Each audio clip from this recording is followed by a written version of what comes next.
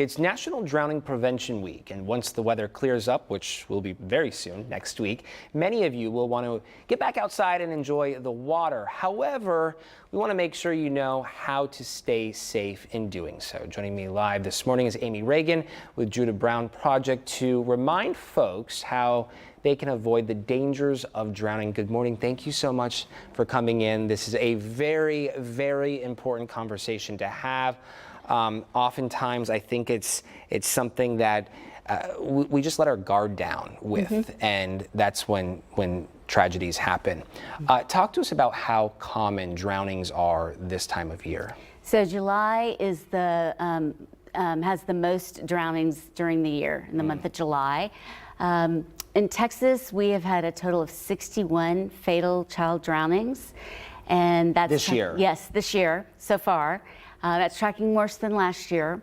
But in Harris County, we've had 10 as opposed to 25 last year total. So being 6 months through the year with 10, we're hoping we'll track a little better this year for it. Yeah. Well, why is this? What leads to these types of situations?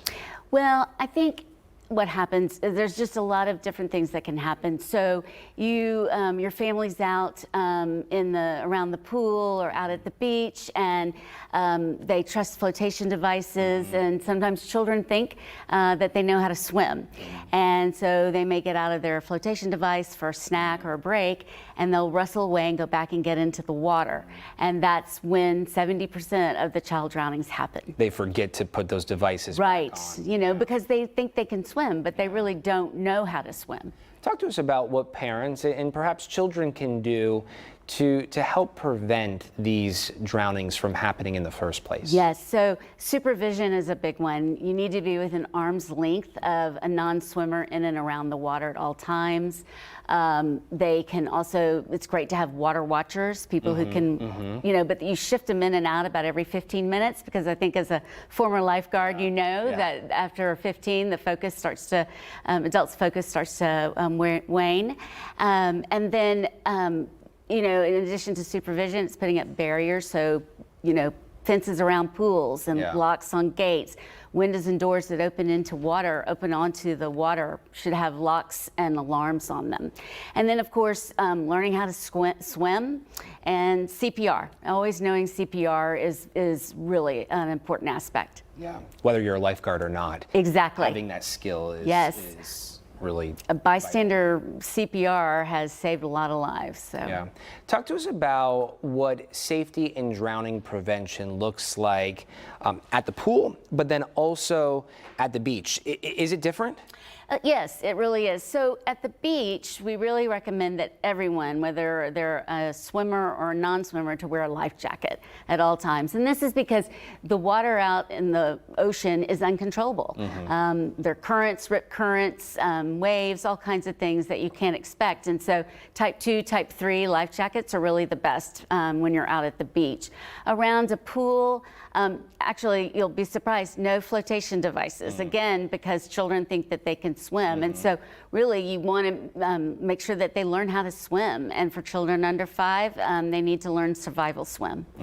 Talk to us, I know you mentioned the different life jackets. What are, for people not familiar with, if they want to check to see if their life jacket is what you just said it was, what does that mean, and how can they, is there a way to identify? Yes, I think that, yes, there's a way to identify them, and I think either there's a number on them, I think there's a tag, something like that, that'll indicate what it is, but also anyone in a swim shop can help them figure out that. But double, triple checking that could be very important. Very important. Yes, yes. Talk to us about your organization, what it does and how it came about. So the Judah Brown Project, we raise money for scholarships for swim lessons. We do produce a lot of materials on water safety for pediatricians' offices at schools so that children and families can do that. We teach water safety classes for children and families, and we offer a bereavement program for parents who have lost a child to drowning. What inspired this is a 3-year-old blonde-haired little boy named Judah who sadly drowned, and his parents didn't want anyone else to ever have to go through this again. So it's really important to them and to our organization to get the word out on how to prevent drowning.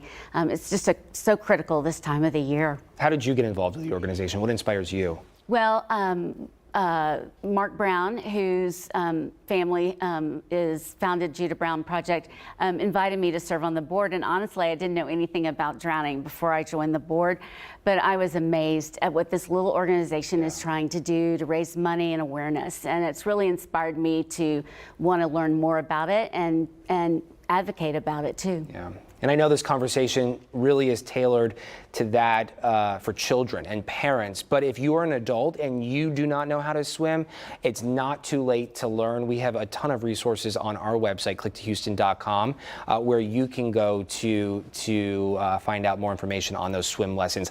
Learning how to swim, regardless of your age, is certainly key. That is critical. Yes, yes. Great point. Thank you for saying that, because there are all kinds of places that they can go to learn how to swim. So there's information on that on the Judah Brown Project website as well. Okay, all good stuff. Amy, thank you so much for your time this morning. Thank you, Zach. We do appreciate it.